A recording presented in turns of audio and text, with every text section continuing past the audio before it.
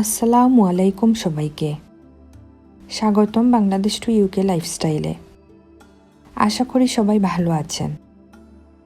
সম্প্রতি যুক্তরাজ্যে একের পর এক অভিযান চালানো হচ্ছে, যেখানে ভিসার মেয়াদ শেষ হয়ে যাওয়া বা অবৈধভাবে থাকা মানুষদের ধরা হচ্ছে এবং অনেককেই সরাসরি নিজ দেশে ফেরত পাঠানো হচ্ছে। আজকের ভিডিওতে আমি আপনাদের জানাবো কেন হঠাৎ করে এই কড়াকড়ি শুরু হলো, কারা সবচেয়ে বেশি ঝুঁকিতে আছেন এবং এই পরিস্থিতি থেকে বাঁচার উপায় কী।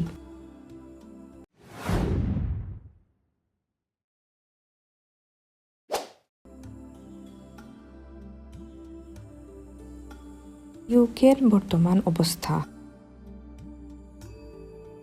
যুক্তরাজ্যে বর্তমানে অভিবাসন নীতি খুবই কঠোর হচ্ছে।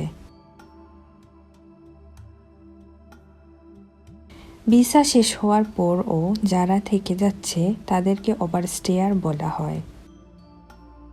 এই মুহূর্তে পুলিশ ও ইমিগ্রেশন অফিস একসাথে কাজ করছে,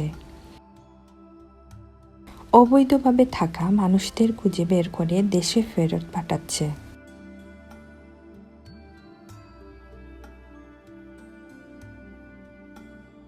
কারা সবচেয়ে বেশি ঝুঁকিতে?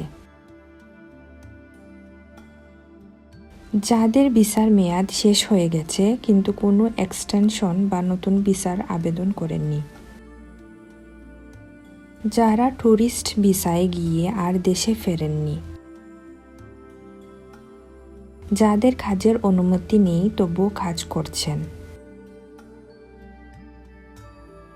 কেন এমন হচ্ছে?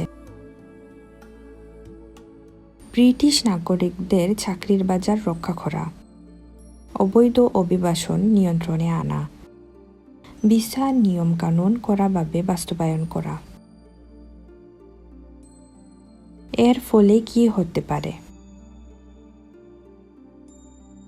ওভারস্টে ধরা পড়লে ভবিষ্যতে শুধু ইউকে নয়, ইউরোপ বা অন্য দেশের ভিসা পাওয়া অনেক কঠিন হয়ে যাবে।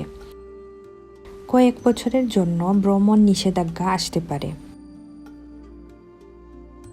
সবচেয়ে বড় বিষয়, ডিপোর্টেশনের খারাপ রেকর্ড সারা জীবনের জন্য থেকে যায়। কিভাবে বাঁচবেন এই সমস্যার থেকে? ভিসার মেয়াদ শেষ হওয়ার আগেই রিনিউ বা এক্সটেনশনের জন্য আবেদন করুন। সব সময় বৈধভাবে থাকার চেষ্টা করুন, নিয়ম ভাঙবেন না। প্রয়োজনীয় অভিজ্ঞ ইমিগ্রেশন লয়ারের সাহায্য নিন। ইউকে সরকার এখন অবৈধভাবে থাকা মানুষদের ব্যাপারে অত্যন্ত কঠোর। তাই যারা ইউকেতে আছেন বা ভবিষ্যতে যাওয়ার পরিকল্পনা করছেন, তাদের জন্য সবচেয়ে জরুরি বিষয় হলো নিয়ম মেনে চলা। আশা করি ভিডিওটি থেকে বিষয়টা পরিষ্কার হয়েছে। ভিডিওটি ভালো লাগলে একটা লাইক দিন, বন্ধুদের সাথে শেয়ার করুন আর আরও আপডেট জানতে চ্যানেলটি সাবস্ক্রাইব করতে ভুলবেন না। ভালো থাকুন, সুস্থ থাকুন এবং নিরাপদে থাকুন। আসসালামু আলাইকুম।